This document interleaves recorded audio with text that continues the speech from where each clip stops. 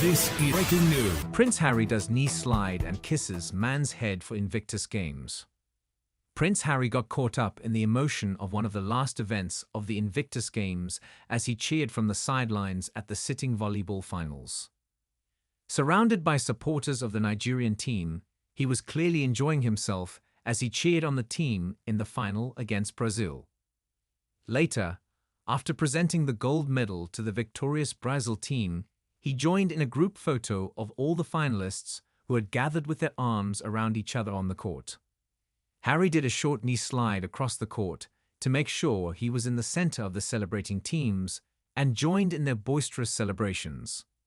The prince had spent the day attending sitting volleyball matches at the Vancouver Convention Center, where he did his best to sit with friends and family of all the teams competing for the gold medal. With Brazil's straight-set winners, he handed out medals to the team, many of whom were overcome with emotion and burst into tears as they accepted their medals.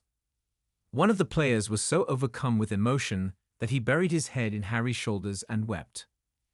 Harry then planted a quick kiss on the bald head of another member of the team as he walked along the presenting line. The prince's next appearance will be at the closing ceremony, where the Invictus flag will be handed to Team UK as the 2027 Games are being held in Birmingham. On Friday, Harry admitted that he has therapy to help him cope with listening the stories of injured military veterans taking part in the Invictus Games.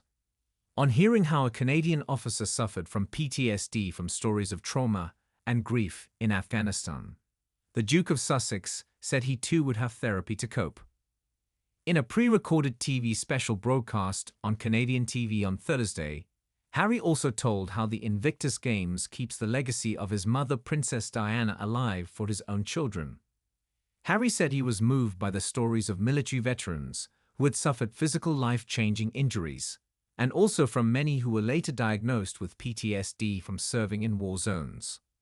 He said, "People come forward more to share, their stories, and I don't always get the chance to have that really deep conversation with them.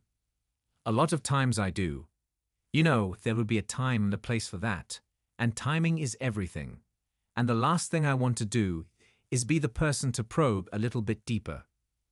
The former Army captain, who served 2 tours in Afghanistan during a 10-year career, said listening to former soldiers and their issues takes its toll. "I have therapy," the prince said in the interview with TV anchor Omar Sachedina. His comment came as former Canadian soldier Mark Beer revealed how he has suffered from PTSD as a result of having to listen to the trauma and grief of other soldiers who had lost friends in combat.